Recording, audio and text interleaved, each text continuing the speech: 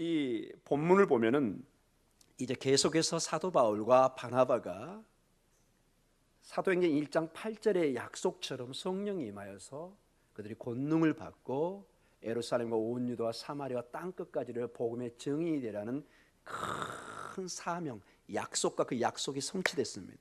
2장에 성령이 임하여서 이제 예루살렘에서부터 복음이 전파되고 이제 이방 선교사로서 어떤 면에서 사도로서 바울과 바나바를 하나님께서 세우셔서 처음에 여러분 어디로 시작한지 여러분 기억나세요? 이거 학교에서 하면 이건 시험 보는 건데 여러분 구브로 사이프러스를 통해서 어디로 갔을까요? 비시디아 안디옥.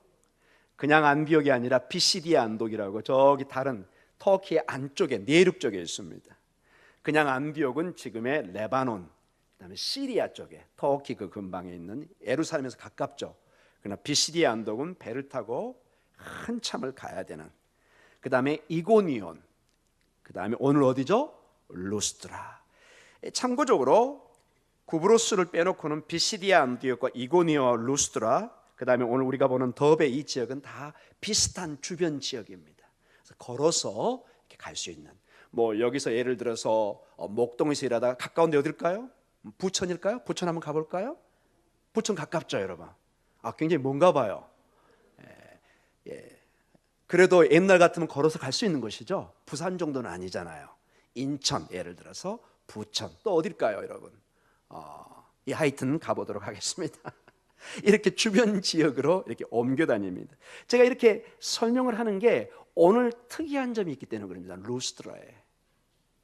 여러분 지금까지 구브로나 비시디아 안디옥이나 이고니온은 중요한 특징이 있어서 혹시 그 잡아낼 수 있을까요, 여러분? 항상 바나바와 바울이 먼저 어디에 들렸죠? 생각나세요? 한 도시에 들어가면 항상 어디에 먼저 들렸죠? 회당. 여러분 숙제 다시 하셔야 됩니다. 이제 항상 여러분 이 바울이 유대인이었기 때문에 유대인들은 외국으로 이렇게 우리 같으면 출장이나 여행을 할 때는 반드시 회당이 먼저 들립니다. 중요한 특징이 뭐가 해결된다고 그랬죠? 숙식. 이제 막 뭐가 생각이 팍팍팍 나죠, 여러분. 여러분 추석 준비하시느라고 너무 피곤하셔가지고 제가 양해하도록 하겠습니다. 숙식이 제공되면서 일단은 유대인들은 환영을 웰컴을 해줍니다. 그래서 잘 수 있는 여간의 역할도 해주고 또 이렇게 주막처럼 음식을 이렇게 나눠주고 그런 역할을 하기 때문에 일단은 회당에 가고, 그러나 회당에는 항상 예배가 진행되기 때문에 사도 바울은 항상 기쁜 내면에 목적이 있었죠. 가서 그 예배에 참석해서 하나님의 복음을 전하고 싶은, 비록 거기에 어려움이 있을 수도 있고 고난이 있을 수 있지만 그 기회를 놓치지를 않습니다. 그런데 오늘 우리가 본문을 읽었던 이 누스트라에 회당이란 단어가 나오나요? 안 나오나요? 안 나옵니다. 즉 전혀 새로운 선교지에 새로운 것이 또 개척되고 있는 것입니다. 항상 회당 중심으로 복음이 전해지다가 이제는 전혀 낯선 환경이 펼쳐지고 있습니다. 그 얘기는 무슨 얘기냐? 회당이 있다는 것은 유대인 있고 이방인 중에서도 유대교를 경건하게 생각하고 함께 예배드리는 이방인 중에서도 어느 정도 유대 문화를 아는 사람의 회당에 모여서 예배를 드렸는데, 그냥 이방인들은 이제 어떤 전제가 깔려 있느냐? 유대 배경, 성경의 배경이 있다 없다? 전혀 없다는 것입니다. 지금처럼 여러분 뭐 대학이 발전되고 지금이야 뭐 다 서로 종교도 공부하고 대학교에서 상식으로 공부하지만 2000년 전에 지역을 떠나면 다른 지역의 것을 안다는 것은 쉽지가 않습니다. 이들에게서 어떤 주다이즘이라든지 유대주의라든지 어떤 안식일의 개념이라든지 할례의 개념이라든지 코셔러 음식법, 이거는 그들에게 아무런 의미가 없습니다. 왜? 유대인이 아니거든요. 그리고 항상 멀리 떨어져 살았기 때문에.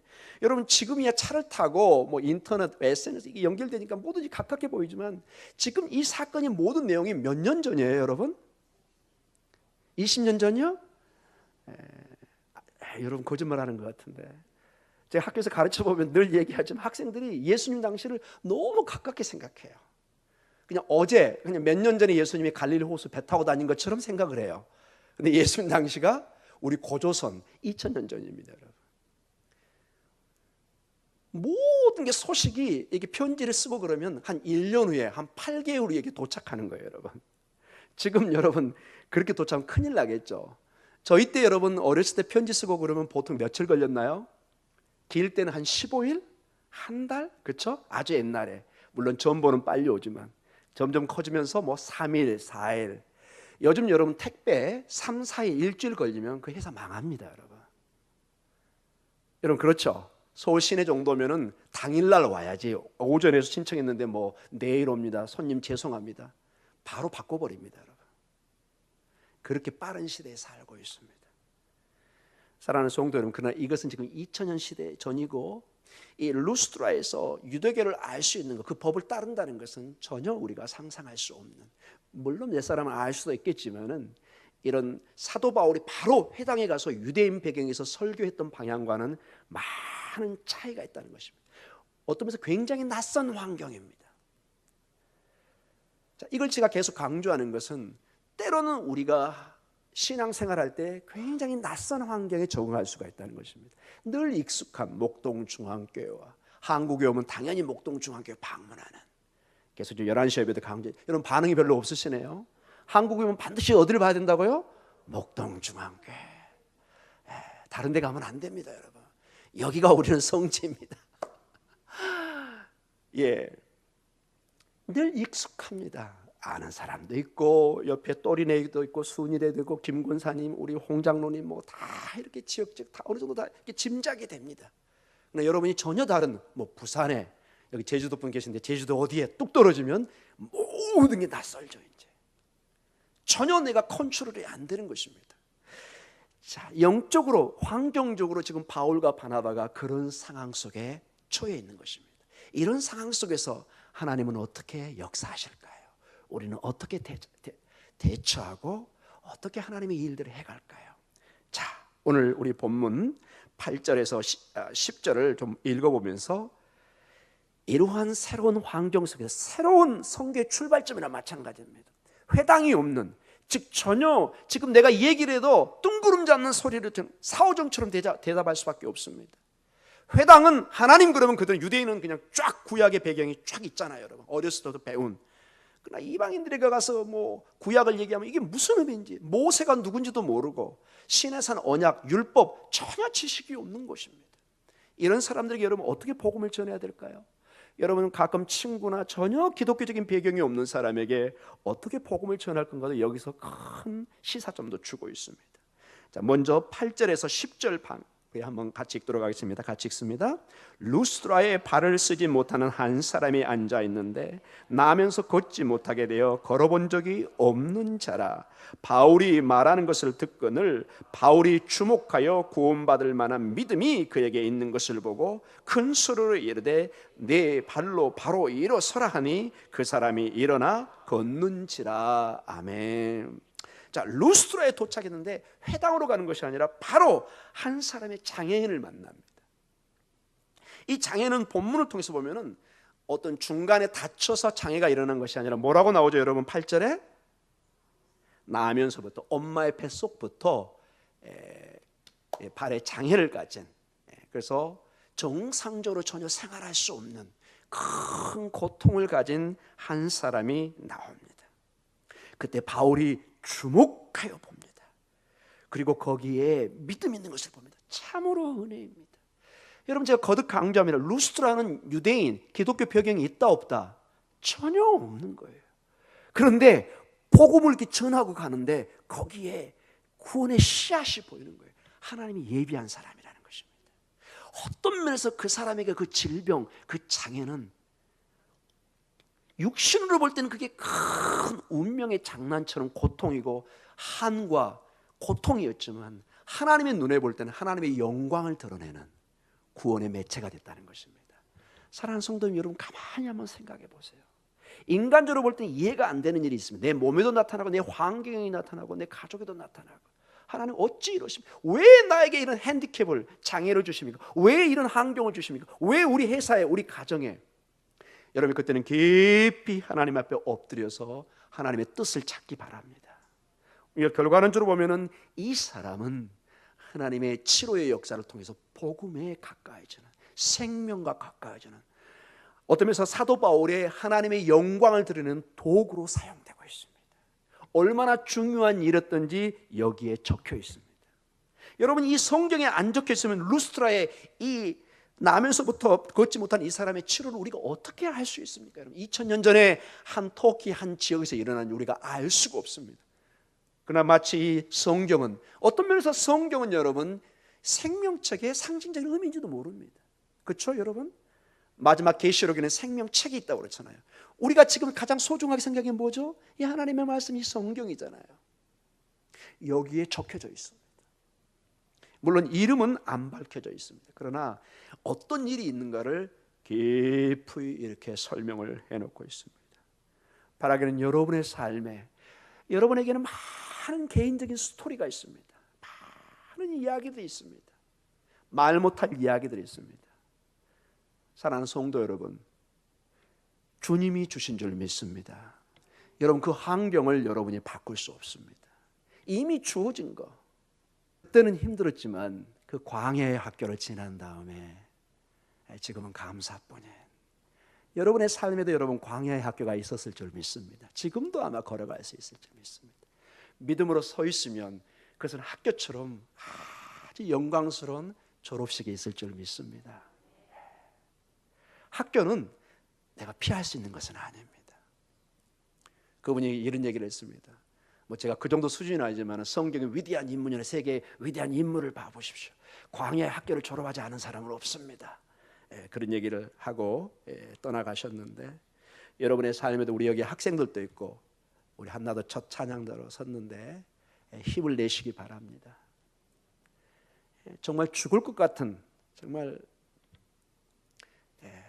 절망의 순간에도 그 문 앞에 기도하고, 그때는 죽을 것 같지만 돌이켜보면 또 거기를 지나고 있습니다. 참 인생이 강하죠 여러분. 생명이 그렇게 약해 보이지만 그렇게 밟혀도 잡초가 어느 날 보면 또 살아있어요. 사랑하는 성도 여러분, 우리 생명이 하나님 앞에 있으면 세상이 아무리 밟아도 일어설 줄 믿습니다. 광야의 학교는 우리에게 주신 축복의 그러한 학교입니다. 여러분의 삶에 정말 말할 수 없는 각각의 다 간증거리가 있을 거예요. 그게 부끄러운 일이든지 좋은 일이든지 다 그게 섞여 있을 것입니다. 그러나 그것이 하나님 앞에, 하나님의 광야 학교에서 그게 잘 연그러지면 영광의 졸업식, 하나님의 약속의 나라로, 하나님의 영광의 나라로, 구원의 나라로 인도해야 될 줄 믿습니다. 여기 보니까 이 사람 이름은 안 나와 있지만 얼마나 놀라운 일인지 사도 바울의 눈에 띄었다는 것은 하나님의 눈에 띈 것입니다. 그가 주목하여 보니 구원받을 만한 믿음이 그게 있습니다. 육신은 병들었지만 그의 마음에, 육신이 병들었으니까 다른 면에서 간절한 마음이 있었을 거 아니에요. 나는 꼭 저분을 만나면 나을 것 같아. 뭔가 복음을 전하는데 한 번도 들어본 소식이 없지만 이 심령에 빛이 비치기 시작합니다. 내가 나을 것 같다. 내가 나을 수 있을 것 같다. 저분이 진실을 말하는 것 같다 하는 깊은 마음에 하나님이 감동을 주십니다. 여러분의 삶에 때로는 슬픔과 고통의 그 눈물이 하나님 앞에 때로는 원망의 기도까지도 하나님이 들으시고 그것을 구원의 열매로, 하나님의 축복의 열매로 변화시킬 줄 믿습니다. 10절에 큰 소리로 이르되 내 발로 바로 일어서라 하니 그 사람이 일어나 걷기 시작합니다. 여기 이게 헬라어를 보면요, 주목할 게 일어나 걷는 게 일시적인 게 아니라 한번 딱 일어나더니 계속 걷는 걸로 되어 있습니다. 이게 일시적 치료가 아니에요. 하나님의 복음이 완벽하게 치료를 내는 거예요. 완벽하게 하나님이 하시면 확실하게 하십니다. 그저 다시 나았다가 또 아파가지고 누워있는 것이 아니라 딱 일어서더니 계속 건강하게 나가는 것을 보게 됩니다. 이 모습을 보면서 여러분, 우리 사도행전 3장, 여러분 3장의 모습이 혹시 생각이 안 되시나요? 베드로와 요한이 어느 날 성전에 올라가다가 그 모습이 나옵니다. 우리 사도행전 3장 1절에서 8절까지 같이 한번 읽어보겠습니다. 같이 읽습니다.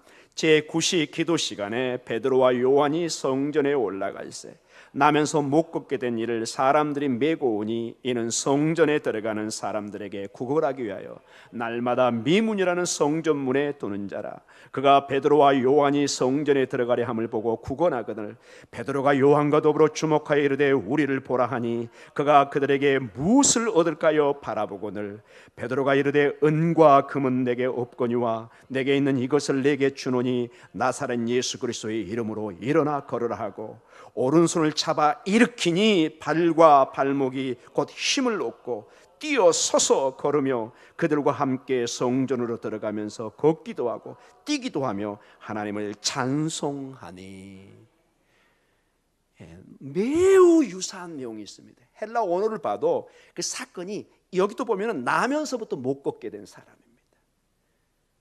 하나님께서 이 베드로와 요한을 통해서 주목하게 하고 예수의 이름으로 낫게 하는데, 여기서도 똑같이 한 번 나고 또 아픈 게 아니라 계속적으로 걸어가면서 하나님을 찬양하는 여러분의 삶에 우리는 이해하지 못하고 우리는 납득하지 못하고 우리는 꽉 막힌 것 같지만 하나님께서 하늘길을 여셔서 오늘 여기 이름 없는 이 한 사람에게 하나님이 길을 열어주신 것처럼 사도행전 3장에도 이름이 안 나와 있어요.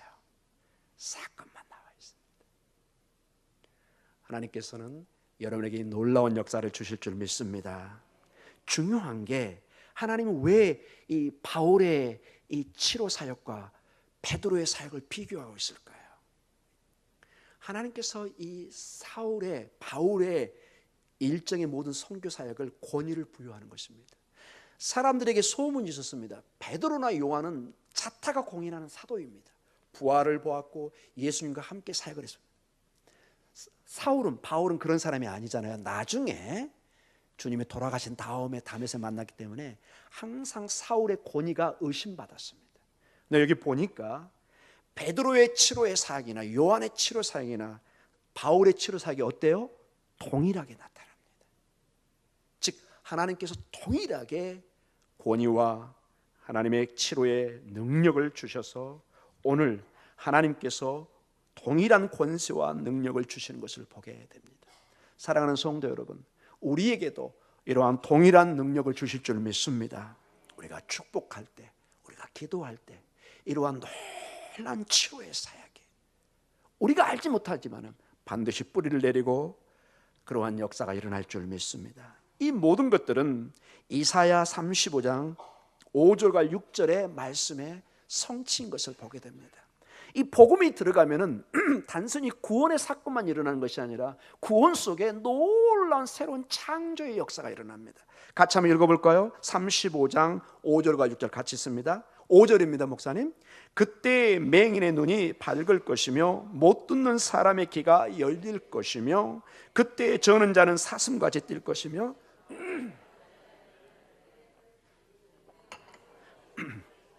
사막의 시내가 흐를 것임이라. 아멘. 이게 전형적인 메시아장입니다. 메시아가 오면은, 그들의 하나님의 사자가 오면은 어떤 일이 일어날 건가를 이미 이사야 선지자를 통해서 예언을 해주고 있습니다. 맹인의 눈을 밝게 합니다. 모든 사람의 귀가 열리고 저는 사람이 사슴처럼 뛰고. 여러분, 뛰는 중에서 가장 잘 뛰는 짐승이 뭐죠? 산에? 사슴 아닙니까? 여러분 거기 이스라엘 가서 보면요 깜짝 놀랍니다. 깎아지른 언덕의 그 산 비탈을 이 사슴은 자기 놀이동산처럼 뛰어다닙니다. 놀고 있고 거기서 살고 있고 막 금방 떨어질 것 같아요. 근데 희한하게 여기 딱 붙어가지고 거기서 먹고 자고 새끼도 있고 다 새끼도 따라다니고 그래요. 뭐 우리는 막 가슴이 조여려지죠. 저 새끼 떨어지면 어떻게 될까? 안 떨어집니다, 여러분. 깡충깡충 뛰는 모습이 여러분 한번 보시면 깜짝 놀라실 것입니다. 그런 식으로 하나님이 회복시켜 줍니다. 말 못한 자의 혀가 노래를 합니다. 가장 인생의 아름다운 모습이 이 입술을 통해서 찬양하는 거잖아요. 하나님께서 모든 걸 회복시키십니다. 이게 에덴 동산의 회복이요, 온전히 창조 회복이 주님 안에 이루어진 것을 보고 있고, 오늘 하나의 그 증거로 사도 바울의 사역에 복음이 전해지면서 치료의 사역이 일어나는 것을 보게 됩니다. 즉 하나님의 나라가, 하나님의 그 복음의 역사가 예수 그리스도의 말씀과 성령을 통해서 상처받고 병든 연약한 우리에게 지금 막 침투하고 있는 것을 보여주고 있습니다. 여러분의 삶에 아직 온전한 하나님의 나라가 완성은 안 됐지만은, 그러나 지금 그 미래의 축복이, 치료가 지금 여러분의 삶에 침투하고 있는 것입니다. 이게 2000년 전에도 그렇고 지금도 마찬가지입니다. 주님의 이름으로 여러분에게 치료가 있기를 축원합니다. 여러분의 마음과 영육 간에 큰 치료의 사역이 있기를 간절히 기도합니다. 자, 이런 것을 볼 때 이 주민들의 반응이 나타납니다. 11절과 12절입니다. 13절까지 같이 읽습니다. 무리가 바울이 한 일을 보고 루가오니아 방언으로 소리질러 이르되 신들이 사람의 형상으로 우리 가운데 내려오셨다 하여 바나바는 제우스라고 바울은 그 중에 말하는 자이므로 헤르메스라 하더라. 시의 제우스 신당의 제사장이 소와 회안들을 가지고 대문 앞에 와서 무리와 함께 제사하고자 하니, 너무 놀라운 일들이 일어나니까 이 이방 이 헬라 사람들이, 지금의 터키 사람들이, 와우, 그 당시에 뭐 그리스의 문화에 그 큰 신들이 많았잖아요. 제우스 신이라든지, 제우스는 신들의 왕입니다. 그 다음에 헤르메스라는 것은, 이게 헤르메라는 말에 왔는데, 이게 신의 신탁, 신의 뜻을 인간에게 전하는 메신저, 사자를 의미합니다. 그래서 전문적으로 우리가 성경의 해석학을 헤르메네틱, 그래서 여기 이 신의 이름에서 따온 것입니다. 무엇을 전하는 사람을 의미합니다. 즉 바나바는 아마 좀 더 나이도 많고 이렇게 묵직하게 있어서 제우스로 봤고, 주로 이 시간에 이렇게 보면은 이 본문에서 주로 말을 하고 치료한 사람 누구죠? 바울이기 때문에, 아, 바울이 신의 능력을 통해서 말을 전하는구나. 그래서 헤르메스라고 이렇게 부르는, 그들이 늘 믿고 있던 신들의 신탁을 전하는 메신저, 즉 사자로 인정해서 막 추앙을 하고, 이제는 막 소도 가지고 막 환영을 해서 제사를 통해서 막 크게 이게 환영 잔치를 하려고 합니다. 왜냐? 그 당시에 이 지역에는 때로는 신들이 인간의 몸을 입어서 현현한다고 믿었습니다. 이런 치료를 통해서라든지. 지금 그들은 제우스 신이, 헤르메스 신이 우리에게 임재하고 현현하고 있구나. 그래서 특징은 이 신들을 반드시 크게 환영을 해줘야 돼요. 그 방법이 소를 잡고 이런 식으로 해서 제사를 지내려고 합니다. 즉 그들은 그들 방식, 나름의 방식으로 이 지금 현상을 목도하고 거기에 반응으로 크게 환영을 이방인 방법으로 하려고 합니다. 그때 바울과 바나바의 반응이 나타납니다. 14절에서 18절입니다. 같이 읽을까요? 두 사도 바나바와 바울이 듣고 옷을 찢고 무리 가운데 뛰어 들어가서 소리질러 이르되 여러분이여 어찌하여 이런 일을 하느냐? 우리도 여러분과 같은 성정을 가진 사람이라.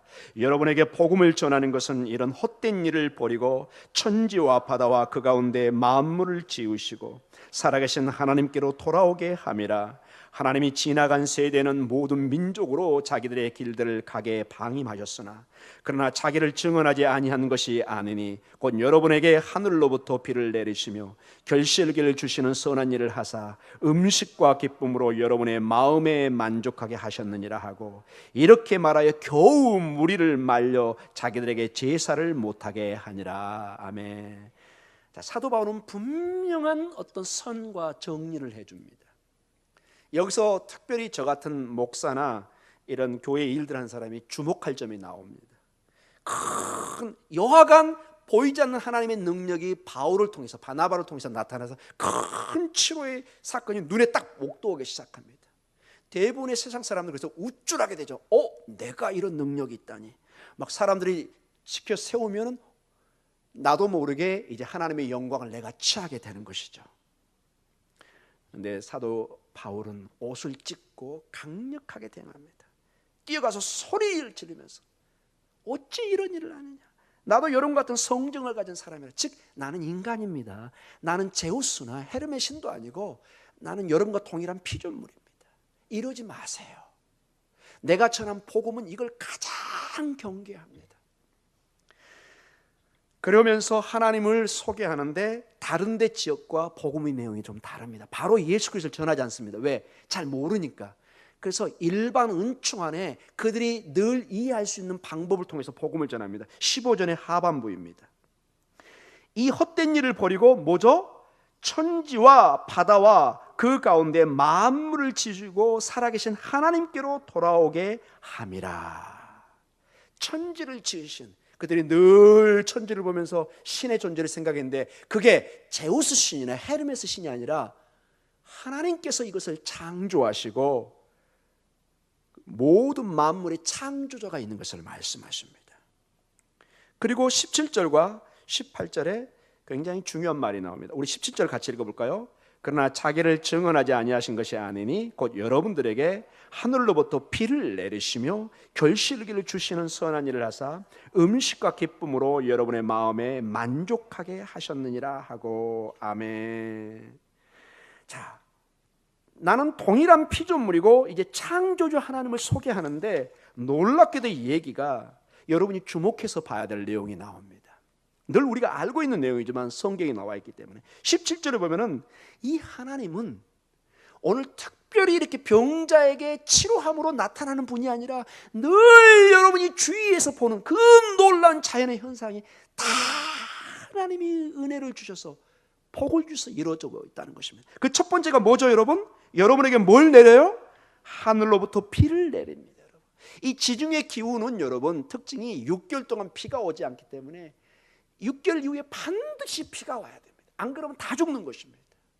그 뜨거운 여름 날씨에 이후에 10월 달쯤에 9월 말에서 10월쯤에 이른 비가 오지 않으면 다 죽는 거예요. 하늘에서 비를 내려서 모든 만물을 적시게 하고 농사를 짓게 하고 생명을 줍니다. 비를 내려서 뭐 하게 하죠? 결실기를 주시니. 여러분 이 가을이 여름에 계속 이번에 우리 좀 많이 가물었잖아요. 지금까지 비가 안 왔으면 여러분 이런 올 추석은 어땠을까요? 죽음이죠, 여러분. 어떻게 이렇게 여러분 아마 그 사과나무 이거 다 말라버렸을 겁니다. 물을 안 줬으면 아무리 이게 나무가 뿌리를 내도 이게 한기가 있습니다. 계속 비가 안 오면은 나무들이 타버립니다. 과일도 다 쪼그라들고. 하나님께서 적당히 비를 주셔서 뭐 한다고요? 결실기를 수확을 주십니다. 하나님이 은혜의 담배를 주셔서 여러분에게 수확의 길을 기도합니다. 하나님이 우주를 우리의 주변의 모든 걸 다 들이듯이 이건 영적인 것도 동일합니다. 우리에게 생명의 비를 주시고 우리에게 수확을 주십니다. 그 다음에 무슨 일을 하시죠? 선한 일을 하십니다. 그래서 음식과 기쁨으로 우리의 마음에 뭐 하게 하죠? 만족하게 합니다. 여러분 우리가 가장 흔하게 말하면서 가장 중요한 말이 뭔지 아세요? 밥 한번 먹자. 왜? 밥을 먹으면 사람이 이상하게 마음이 편해집니다. 그렇죠, 여러분? 별로 동의를 안 해주시네요. 예. 하나님도 이렇게 여러분 가만히 봐보세요. 언젠가 제가 꼭 설교할 날도 있겠지만은 엘리야 선지자가 갈멜산의 열왕기상 18장에 막 싸우고 막 승리를 하다가 이세벨을 피해서 막 도망가잖아요. 저 호렙산으로 40일 가까이 지치고 상해가지고 막 죽을 뻔했습니다. 그때 하나님이 여러분 뭐 한 줄 아세요? 여러분 가장 먼저 까마귀를 통해서 뭘 줘요? 음식을 줍니다. 여러분 일주일 굶은 사람한테 주여 믿습니다 이것보다는 여러분 빵을 갖다 주세요. 여러분 죽을 써주시고 여러분 말로만은 안 됩니다. 여러분 혹시 병문안 가실 때 말로만 나으세요 축복합니다. 이거 효과도 있지만 좀 별로일 수도 있습니다. 여러분 함께 여기 보니까 음식과 기쁨으로 우리의 마음에 큰 만족을 주십니다. 하나님이 항상 여러분을 축복합니다 축복합니다 해도 여기 비를 안 내려주고 결실도 안 주면서 맨날 하나님의 축복만 하면은 속으로 행 그렇게 되는 거죠. 여러분 뭐냐 이거 말장난이냐 뭐냐 이거. 여러분 그렇잖아요. 여러분 하나님 미리 축복을 주셔서 충만한 수확을 주셔서 거기에 쌀도 보리도 수수도 수확해가지고 그걸로 결국 뭐 하죠 여러분? 맛있는 음식 밥을 먹잖아요. 여러분 너무 당연한 얘기라 반응이 좀 약합니다. 여러분 사랑하는 성도 여러분 모든 수확이 우리가 먹고 사는데 지대한 영향을 줍니다. 이 모든 걸 주시고 우리를 만족하게 하십니다. 여러분의 삶에 풍성한 수확을 주셔서 만족해 하는 역사가 있을 줄 믿습니다. 이제 결론적으로 말씀을 마칩니다. 그리고 19절에서 20절에는 그러나 그들에게 고난도 따가웁니다. 같이 읽어볼까요? 유대인들이 안디옥과 이고니에서 와서 무리를 충동하니 그들이 돌로 바울을 쳐서 죽은 줄 알고 시외로 끌어내치니라. 제자들이 둘러섰을 때 바울이 일어나 그 성에 들어갔다가 이튿날 바나바와 함께 더베로 가서, 자 이제 더베로의 사역이 연결됩니다. 이런 놀라운 하나님의 역사가 일어나는데 이걸 시기하는 사람이 있습니다. 다른 동네에서 와가지고 충동해서 또 막 이 루스드라 사람들을 충동시켜 가지고 바울을 돌로 쳐서 거의 죽을 지경으로 만들어 놓습니다. 우리 예수 믿는 과정이 그렇게 만만하고 호락한 것이 아닌, 세상의 어둠의 세력이 그저 지켜만 보고 있는 것이 아니라 이 마귀가 가장 싫어하는 게 우리가 예수의 복음 안에 있는 것입니다. 왜? 자기가 뺏겼거든요. 나하고 결혼한 사람인데 나를 뺏어가 버린 거예요. 내 아내를 뺏어가 버린 거예요. 좀 심한 얘기로 하면 이게 여러분 새벽에 지금 로마서 7장 1절에서 지금 나온 얘기입니다. 자기하고 결혼했는데 자기를 죽이고 새로운 주인으로 가버린 것입니다. 마귀가 얼마나 싫어하겠습니까? 사랑하는 성도 여러분, 복음에는, 하나님의 일에는 항상 박해가, 어려움이 있을 것을 얘기합니다. 우리 디모데후서 3장 11절과 12절을 같이 보면서 우리가 결론으로 이제 말씀을 마치겠습니다. 11절에서 12절입니다. 박해를 받음과 고난과 또한 안디옥과 이고니온과 루스드라에서 당한 일과 어떠한 박해를 받는 것을 내가 과연 보고 알았거니와 주께서 이 모든 것 가운데서 나를 건지셨느니라. 무릇 그리스도 예수 안에서 경건하게 살고자 하는 자는 박해를 받으리라. 여러분, 어려움 당하는 것을 이상하게 생각하시면 안 됩니다. 목사님, 왜 제가 예수 믿는데 이렇게 어려움이 많아요? 제 가정에, 제 사업에, 우리의 가족들에게. 성경은 뭐라고요? 박해가 있다고 말씀하십니다. 이건 제 얘기가 아니고 제가 저주하는 게 아닙니다. 오히려 이 박해를 통해서 하나님은 하나님의 능력을 나타내기를 원하십니다. 때때로는 하나님이 그러나 반드시 또한 건져 주십니다. 이제 결론적으로 말씀을 마칩니다. 우리 기도 제목으로 들어갑니다. 하나님께서는 모든 병든 몸을 치료해 주십니다. 우리의 아픔, 이 병든 몸은 상징적인 의미죠. 우리에게 모든 어려움이 있습니다. 이해할 수 없는 일들이. 그러나 하나님 그 치료를 통해서, 그것을 통해서 하나님의 영광을 드러내기를 원합니다. 많은 사람이 와, 저 어려운 과정에 믿음으로 이겨내는구나. 역시 하나님의 자녀는 다르구나. 하나님의 백성은 뭔가 다른 것이 있구나. 무엇이지? 나중에 알고 보니까 복음의 능력인 것을 보게 됩니다. 여러분에게 어떤 육신의 병일 수도 있고 삶의 어려움일 수도 있겠지만은 그것을 하나님 앞에 맡기고 하나님의 치료와 회복과 고침의 역사를 믿으시고 나아갈 때 하나님의 영광의 그러한 치료, 회복, 고침의 역사가 있을 줄 믿습니다. 그러한 가운데 하나님은 오늘 보니까 17절에 하나님의 무한하신 은혜로 우리의 삶을 채우시고 기뻐하십니다. 하나님은 반드시 우리에게 수확의 계절을 주시고 때에 따라 비를 주시고 결실을 맺게 하며 큰 마음의 기쁨을 주시는 것을 보게 됩니다. 즉 하나님께서는 이 땅의 삶을 결코 내버려 두지 않는다는 것입니다. 때에 따라 전혀 우리가 예상하지 못하지만 하나님이 적당한 때에 비를 주시고 놀랍게 수확을 주시고 그걸 통해서 하나님의 영광을 드러내게 하십니다. 여러분의 믿음의 여정에 많은 이야기와 앞으로 간증이 계속되겠지만 항상 믿음 안에서 이 신실한 하나님을 붙잡고 여러분의 가정에 비를 내리시며 수확을 주실 그분을 바라보며 그리고 고침과 치료를 주신 그 하나님을 바라보시면서 믿음으로 승리하는 여러분의 삶이 있기를 간절히 축원합니다. 아멘.